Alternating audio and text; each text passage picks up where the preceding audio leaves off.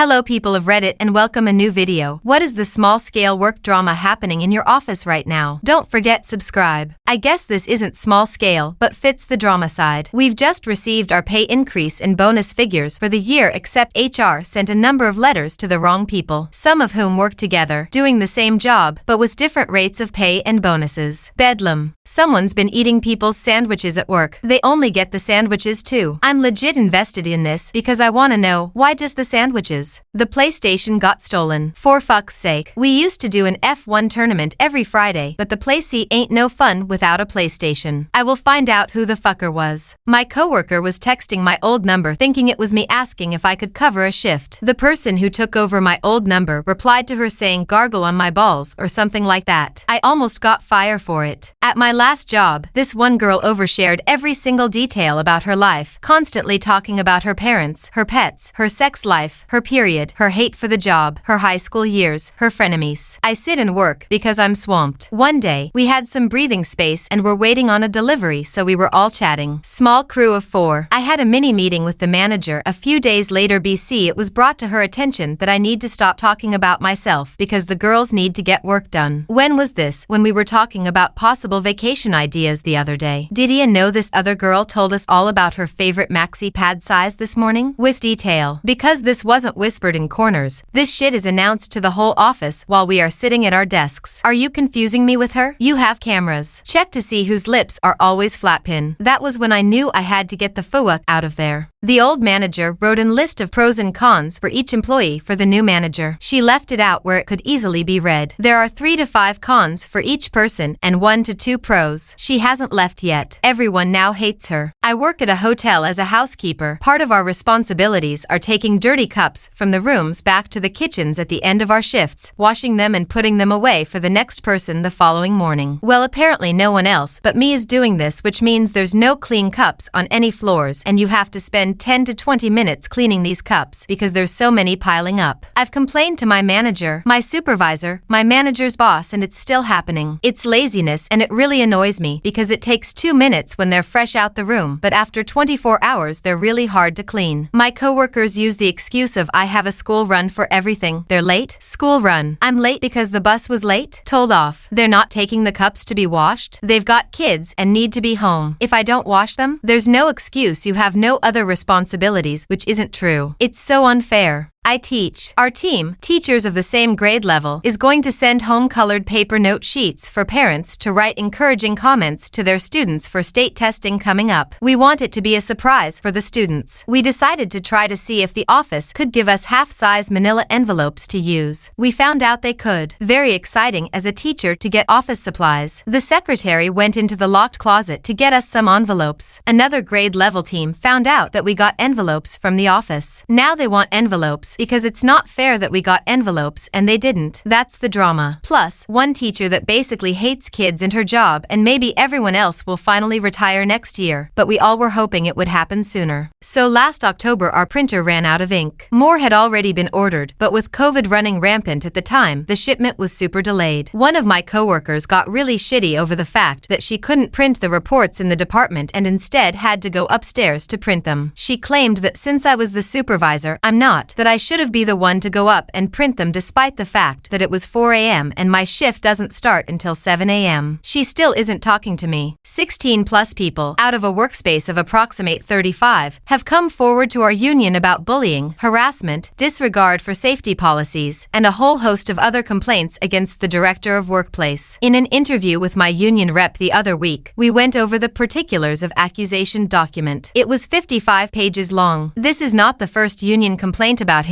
Previously, he sat an employee down at the break room table and tried to figure out who made the complaints about him. He is protected by the CEO of the company, and this has been complained about directly this time. We are hoping for change and to be able to work in a safe and non-hostile environment.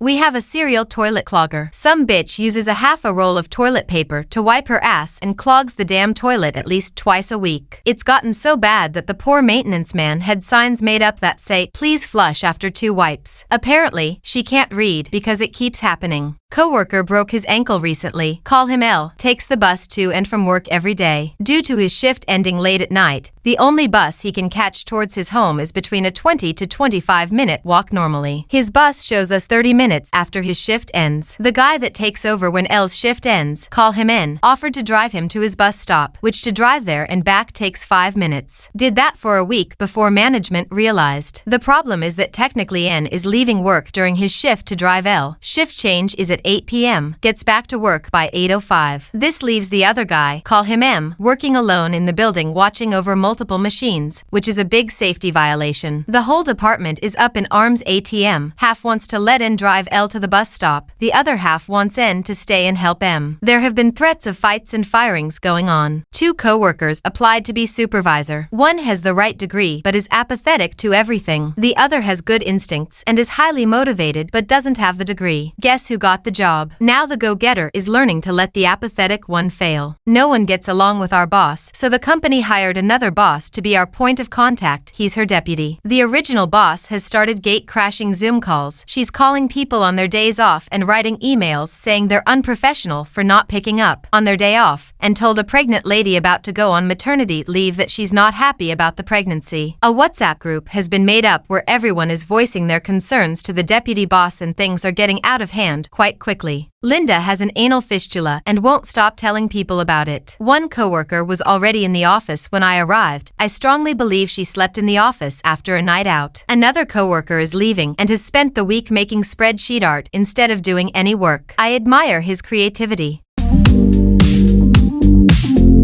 Coworker A put an iced coffee carton in the work fridge. It sprung a leak after her shift ended and made a mess in the fridge. Coworker B recently cleaned the fridge and refused to clean up the new mess. Fair enough. It sat for several days and she interrogated multiple people about whose coffee it was. She did not find the culprit. Coworker A meanwhile had a death in the family and hasn't been in the office to even hear that this occurred. Someone else cleaned up the mess and coworker B has placed passive-aggressive signs on the fridge now. I used to work in a warehouse that got shipments of used books from secondhand stores. One day someone pooped inside of a napkin, folded it up, and put it inside a book. My coworker was the unlucky one to discover it and notified management. All day they were trying to find out who the secret pooper was. Later on, I was talking to another coworker and expressed how bad I felt for our poop-discovering coworker. He said, "All I'm saying is, name has an incident like this every few months, and it doesn't happen to anyone else here." Even just a few weeks before this, he had discovered poop on the men's room floor. I still don't know whether he is just extremely unlucky in poop or has been the secret pooper all along. A guy slept with 2 different girls and they both got pregnant. Plot twist? He's married, his wife is a trucker, so she travels a lot. He had to take temporary leave because one of the girls went out of her way to call the woman and she freaked out and broke his arm in like 3 places. He's actually in pretty deep shit though. One of the girls lied about her age on her job application and she's actually 17, so he might get charged with molestation depending on how her parents choose to react. The other's 28 and looking into adoption agencies. The bosses have actually been very hush-hush about the entire thing, but I ended up trying to console the 17-year-old when her doctor called her on her lunch break to confirm the pregnancy, and she started sobbing uncontrollably and she basically unloaded it on me. I bid into a new position at work, and my previous job was a very sought-after position. The guy who was in the lead to take my old job, our bids are awarded based on seniority, is a total asshat. He was a sure thing to get it, much to my entire crew's displeasure, when all of the sudden our beloved homeboy from the yard came in at the last possible minute and put his name in and will be getting the job. Asshat is going to have a total meltdown when he gets the news. Our crew is very pleased. Trying to get workers back in 3 days per week, nobody coming in. Forced pregnant lady to come in. Midwife found out and noted pregnant woman was high risk and is demanding company's procedure and evidence, or who and why this woman was told to come back. It's glorious to watch them scramble and panic. Lawyers getting involved. Coffee. Moving people into a remodeled building. We went from business-style Keurig to a 20-cup carafe of coffee that takes 10 minutes to brew. Quiet anarchy is happening. People are being late to meetings because they had to make a cup of coffee. They'll pump out the carafe and make a new one if it isn't fresh. There are 2 types of grounds. People will empty the carafe if it isn't the brew that they want, and the heavy coffee drinkers haven't made it back into the building yet. I have a feeling personal Keurigs at the desks are going to show up. French presses are already on the rise. The soda drinkers are still pissed there isn't free soda like there is coffee. Water fountains with bottle fillers were added, yay, but it's warm water out of the spout. With a building of around 120 people, and me being a fan of people watching all this unfold is glorious.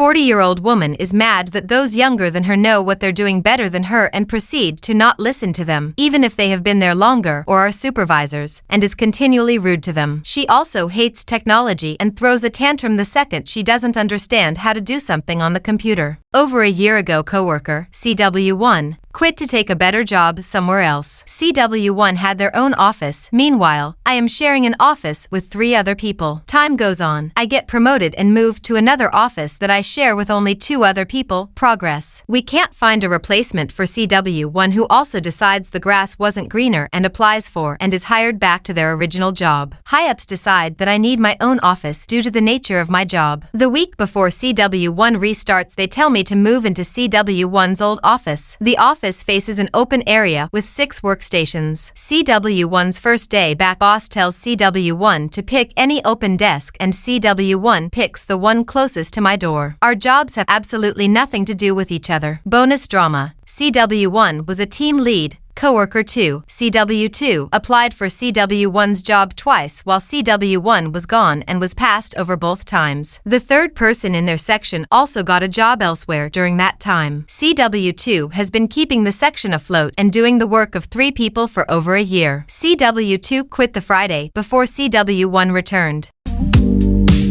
I work alone most of the time, but a resident's heart gave out and he slammed into the front sliding automatic door. He ended up dying right in front of my coworker, and the funeral home didn't get him out for 6 hours. A lot of other residents saw him under the sheets. The door got jarred a little by the impact, and it's always been wonky, so it keeps opening and closing on its own. I'm constantly worried it's gonna have a fit in front of a resident who knows the resident died right there, and then we're never gonna beat the haunting allegations. Oh my god, there's so much. I work in a restaurant. So, for context, Jenny from Takeout's mom is dating one of the line cooks, James. Layla recently got hired as another line cook. Well, Layla started spreading rumors that Jenny and James were sleeping together. After work one day, Jenny and her mom were waiting in the parking lot outside to run over Layla with a car. However, they almost ran over a line cook who looks very similar to Layla. Oh, and the next day, that other line cook chopped part of her finger off and was still working that night shift. And recently Layla quit, threw a steak at the manager of the restaurant and had to be escorted out by the police. There have also been quite a few drug-related scandals, because a significant amount of restaurant workers are always high on something.